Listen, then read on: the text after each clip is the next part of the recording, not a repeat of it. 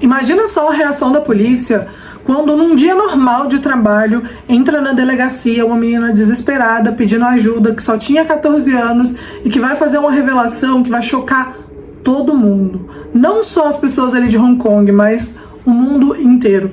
Hoje eu vou te contar os fragmentos dessa história que ficou conhecida como o pior caso de Hong Kong e também conhecida como o caso Hello Kitty. Oi, eu sou a Paula, seja muito bem-vindo a mais um vídeo desse canal maravilhoso onde eu te conto fragmentos de histórias reais, histórias criminais, histórias bizarras, teorias da conspiração. E se você gosta desse estilo de vídeo, essa temática, né, de vídeos, considere se inscrever aqui, porque aí a gente vai se ver pelo menos 3 vezes por semana e você também me ajudar a realizar um sonho que é crescer aqui na plataforma. No vídeo de hoje eu vou te contar uma história que é realmente muito pesada, é uma história que não é fácil de você tentar fazer um vídeo a respeito sem ser muito gráfico, mas eu tentei no meu roteiro aqui ser o menos gráfico possível para que esse vídeo não seja tão pesado como é pesado de você pesquisar a respeito desse caso, entende? Bom, tudo que eu vou relatar aqui para vocês é baseado no depoimento dessa menina de 14 anos, isso porque a perícia, isso porque os médicos legistas e tudo mais não conseguiram determinar muita coisa, justamente devido à brutalidade de tudo que aconteceu. Então, eu vou contar para vocês a partir do depoimento dessa menina, ok? Como esse depoimento é muito detalhado, é um depoimento com muita certeza de tudo, é um depoimento que também foi utilizado como o principal, né, no julgamento dessa história, tá? Essa menina de 14 anos, ela não tem o nome dela verdadeiro revelado, obviamente. Em maio de 1999, entra essa menina na delegacia e ela entra desesperada e pedindo ajuda para a polícia. E ela fala o seguinte: eu preciso da ajuda de vocês, eu não aguento mais ter que lidar com um fantasma de uma mulher que morreu no lugar que eu moro. No início, a polícia pensou que se tratava simplesmente de uma fantasia, né? De alguma coisa que ela estava ali criando na própria mente. Mas ela começa a falar detalhes de tudo que aconteceu. Ela fala: eu sei que ela foi morta lá, eu estava lá e eu participei de tudo. Eu quero contar pra vocês, denunciar tudo que aconteceu, porque eu não aguento mais ter que lidar com isso. Bom, então é aí que ela começa a dar o depoimento dela e, baseado no depoimento dela, eu vou contar essa história pra vocês. Em 1976, em Hong Kong, nasce a Phan My Nhi. E a Phan, ela é uma pessoa que sofreu desde que ela nasceu. Ela nasceu e os pais já deram ela de cara para adoção. Ela viveu a vida dela toda no orfanato, ela não conseguiu ser adotada. E o orfanato tinha uma política que até 16 anos as meninas poderiam ficar lá. Porém, depois dos 16 anos, elas teriam que se virar. Para a instituição, né, isso era uma forma de conseguir mais vagas para outras pessoas e essas mais velhas, né, conseguirem já trabalhar, conseguirem alguma forma de conseguir dinheiro e se virar na rua. Então, no fim das contas, a Phan foi pra rua, né? E tem hora que eu falo Phan, tem hora que eu falo Phone, mas isso é porque depende do documentário que eu vi, eles falam da mesma forma, então vocês me desculpem, é a mesma pessoa, tá? Então, a Phan, ela vai pra rua. Não demora muito e ela conhece o mundo das drogas, só que ela precisava se manter, ela precisava viver, ela precisava comer e ela também precisava manter o vício dela em drogas, então por isso ela acaba se prostituindo. Então é dessa forma que ela consegue dinheiro. Além disso, é dito também que ela fazia pequenos furtos, roubava algumas coisas, tudo também para se manter. Mas o que acontece é que quando ela tem 21 anos, ela consegue uma vaga em uma danceteria para homens, né? Então ela continua com o trabalho de prostituição dela, mas ela começa a dançar nessa boate. E então ela começa a conhecer outras pessoas, a vida dela financeira melhora um pouco e ela também conhece o marido dela. ela conhece esse homem, os dois se casam, eles têm um filho. O relacionamento deles era bem complicado, porque o marido da Fan, ele era muito abusivo, ele batia nela.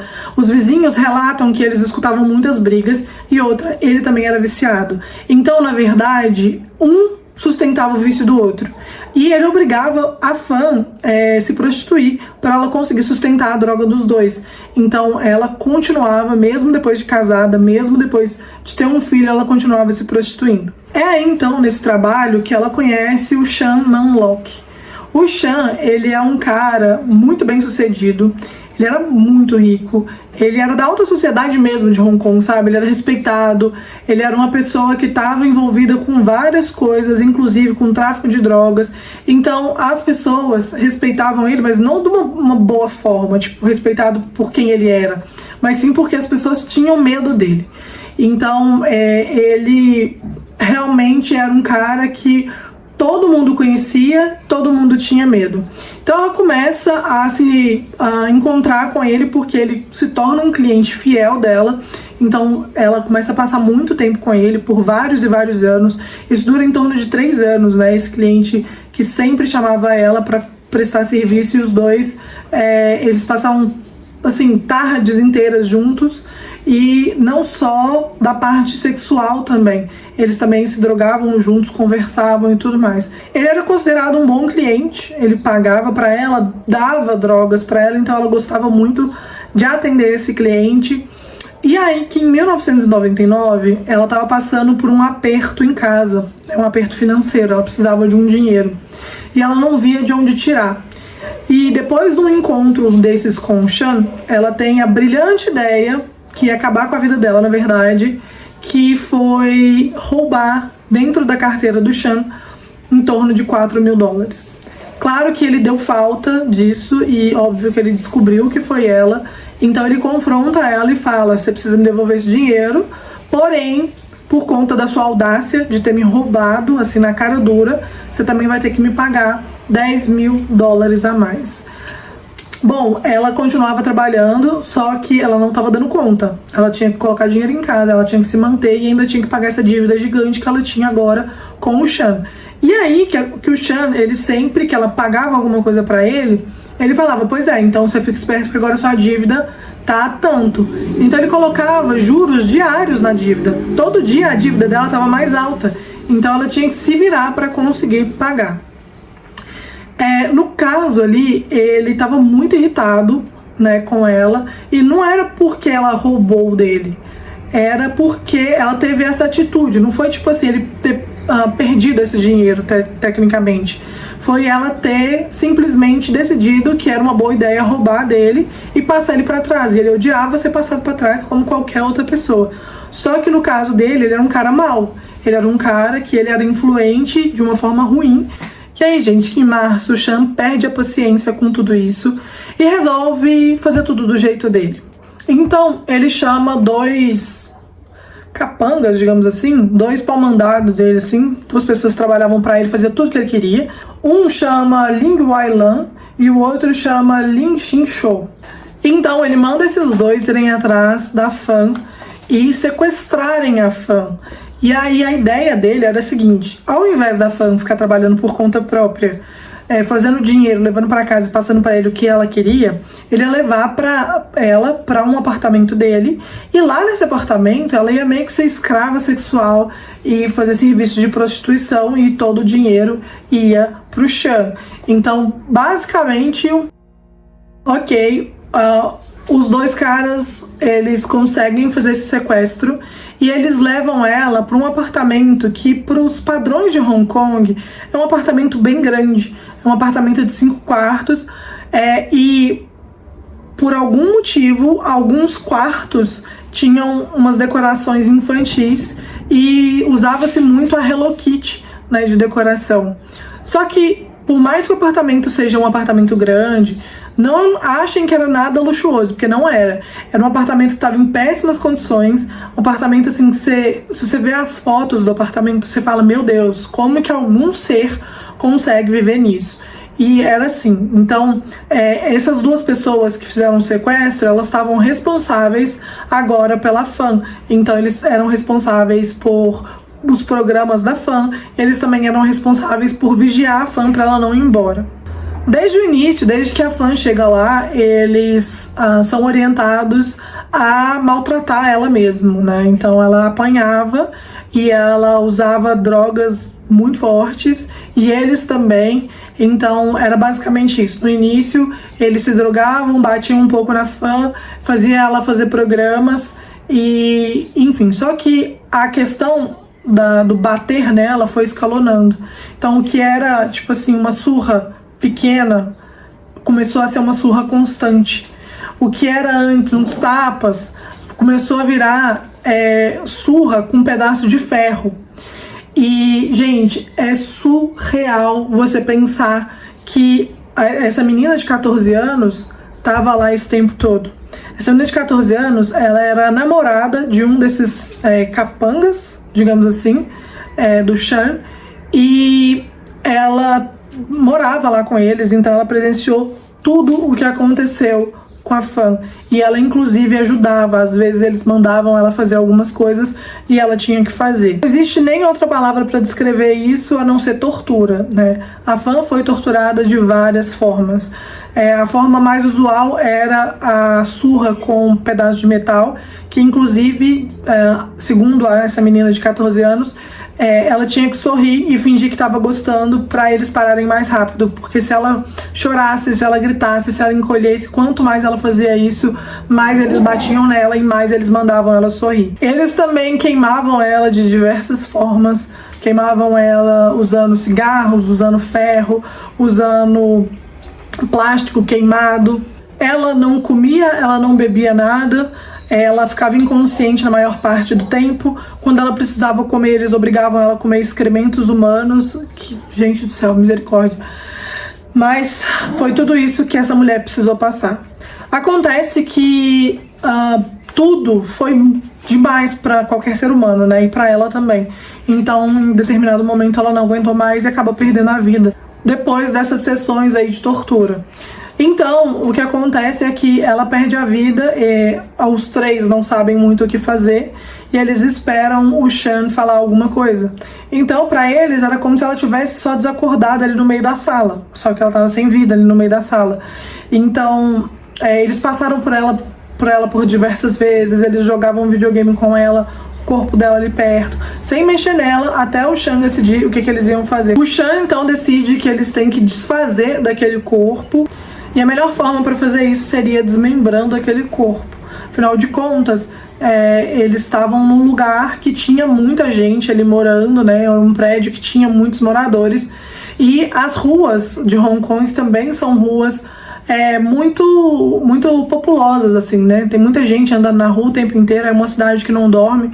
Então, ficaria um pouco difícil deles conseguirem desfazer daquele corpo sem levantar nenhum tipo de suspeita de alguma pessoa. Então eles decidem que é muito mais fácil eles desmembrarem aquele corpo e, acreditem, gente, eles fizeram isso e a ideia deles era desfazendo do corpo aos poucos. Porém, o que acontece é que eles tinham uma geladeira muito pequena lá dentro do apartamento e se eles deixassem aquele corpo daquele jeito, o corpo ia começar a cheirar mal. Então a ideia deles foi cozinhar o corpo da Fan. Eles cortaram em alguns pedaços, em vários pedaços do corpo e cozinharam esse corpo até ficar pedaços menores e eles conseguirem guardar na geladeira para depois descartar. Dessa forma, eles acreditavam que ia demorar muito mais, né, para não ter cheiro ali dentro do apartamento. E aí chegou a hora de cozinhar o crânio, né, porque o crânio eles iam ter um pouco mais de problema, afinal de contas é um osso diferente, né? Então os ossos dos braços, por exemplo, costelas e tudo mais, eles serraram e fizeram pequenos pedaços, mas o crânio era um pouco mais complicado. Então o que eles fizeram foi, eles colocaram um crânio completo na panela e quando derrete tudo e fica só o osso, né, só o crânio mesmo, eles retiram esse crânio e eles escondem isso dentro de um bicho de pelúcia grande que tinha ali dentro de um dos quartos, que era uma Hello Kitty de sereia. Então eles colocam ali, eles abrem essa Hello Kitty e eles escondem esse crânio lá dentro. Uma das coisas que chama atenção é que essa menina, quando ela tá relatando esse tipo de coisa, ela fala que enquanto estava sendo feito, e eles tinham fome, eles cozinhavam ali as coisas para eles comerem do mesmo lado que estava fazendo esse cozimento aí da Fan. Que é surreal de se pensar, né, gente? Nossa, é surreal pensar nisso. Acontece que depois de um mês que tudo isso aconteceu, os três continuaram vivendo naquele apartamento e aquela menina de 14 anos estava assombrada e dizendo que sim, existia o fantasma da Fan que estava incomodando ela ali naquele lugar. Então ela sai dali, ela vai pra delegacia e ela resolve contar tudo o que aconteceu ali. Ela contou com detalhes tudo que aconteceu, ela deu endereços, ela deu nome, tudo isso em troca de proteção. Então ela nem foi condenada a nada, para ela testemunhar contra aqueles dois homens e contra o Sean. Quando eles vão até o apartamento, eles percebem o quanto aquele apartamento tá degradado mesmo, assim como a menina falou.